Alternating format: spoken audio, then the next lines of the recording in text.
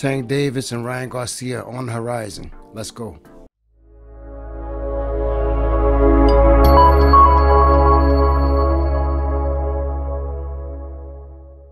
To Ryan Garcia, your young body shot, and he goes down, and now Campbell is down on a knee, 2 knees. In this fight, he's not looking. There's a big left hand. Thanks for tuning in. If you like today's content, hit that like button and subscribe. On the way to 3,000 subscribers, trying to reach that by New Year's. On deck, Ryan Garcia versus Tank Davis on the horizon, looking like sometime in January. Seems like all the particulars been taken care of, and possibly we should be getting this fight. Just waiting on Oscar De La Hoya. Everybody's on board, so no reason we shouldn't. Go take a look at some of the. Go take a look at Ryan Garcia in his last fight versus his fight versus Luke Campbell. Luke Campbell, that was a big step up in competition for him. Luke Campbell, nice southpaw. Ryan Garcia kind of weird. He says he actually enjoyed fighting southpaw, so going up against Campbell wasn't a big deal. As we can see right here, Ryan, a couple faults with him. I always said chin up a little bit high in the air, and I think he's really flat foot. He came out, had a good first round. Beginning of the second round was okay, but as we see right here, with 1:30 left in the second round, he gets dropped. Luke Campbell put him on his butt. Got to give Ryan Garcia a lot of props though. Didn't deter him. He climbed up off the canvas and went to work and actually started to walk down Luke Campbell in that second round.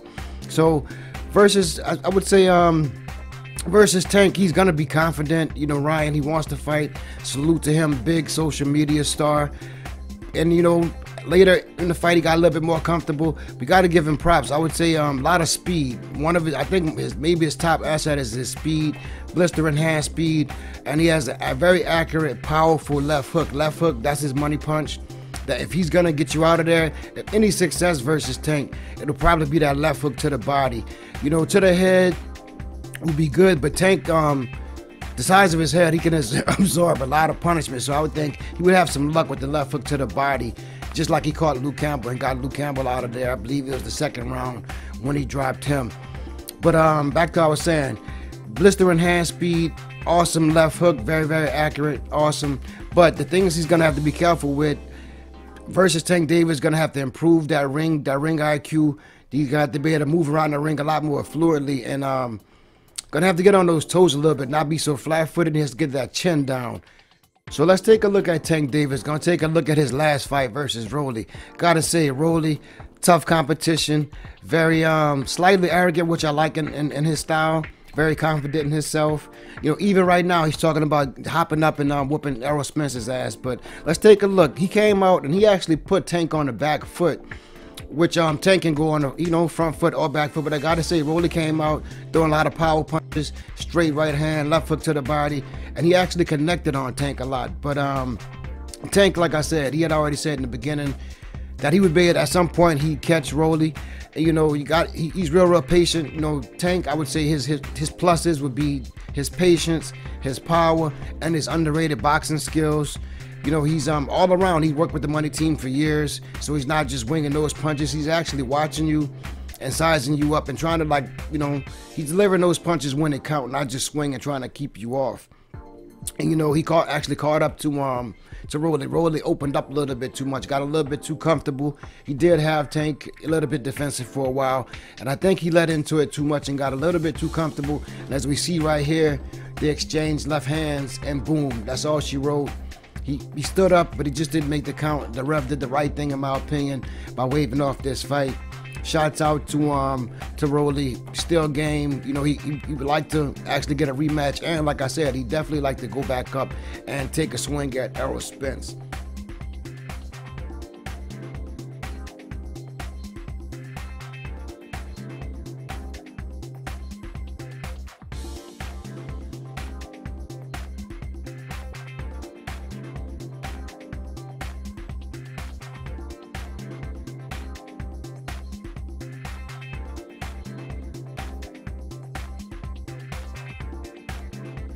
Of his comments that he made to you and to Floyd.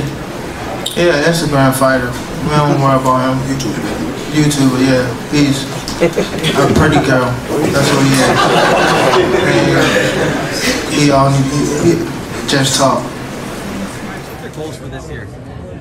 My goals is to win this fight, win my next fight, and with that's kidding. My goals is just to fight Tank Davis in December, win that fight. Hopefully, I could either get Loma after that, then somebody else, and then maybe somebody else. But that's what I want. But we never know how the division is and how it opens up. So I'm going to go ahead and wrap this up. Tank Davis versus Ryan Garcia on the horizon. You know, Tank coming in at 5'5.5" with a 67-inch reach, southpaw. Ryan Garcia, big kid, coming in at 5'10", some call him 5'11", with a 70-inch reach. I'm going to give Ryan a little bit of a chance. I think if he comes in and fights the perfect fight, he might have a chance, which I doubt he will. I think if he will have success versus Tank, he's going to have to focus on the body. Focusing on the head with Tank, I think he might be able to blind him for a second or slow him down, but I think to take it out of Tank, you have to work that body, slow Tank down, try to punish his body, maybe frustrate him a little bit, make it a dirty fight. I think if you just exchanging shots and get comfortable with Tank, I think he'll probably wind up getting caught. The more success he has early, the more cocky and confident I think he'll be late.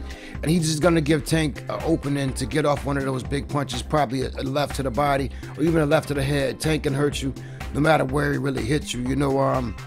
So I'm gonna go, my prediction is gonna be knockout Tank Davis. I would say inside of 10 rounds. I don't think Garcia will have the stamina or the experience level, even experience to just move up and take on Tank Davis. I think Tank is the next level. I put Tank in, top tier right there with Shakur Stevens, with Devin Haney, Lomo, those guys. I would say no disrespect to Ryan Garcia, but he's a notch under those guys, and I think that he would struggle versus any of the top competition. But who am I? That's just my prediction. If this fight happens in January, I'm going to knock out Tank Davis. Hit that like button, share, and subscribe if you like the content. Peace.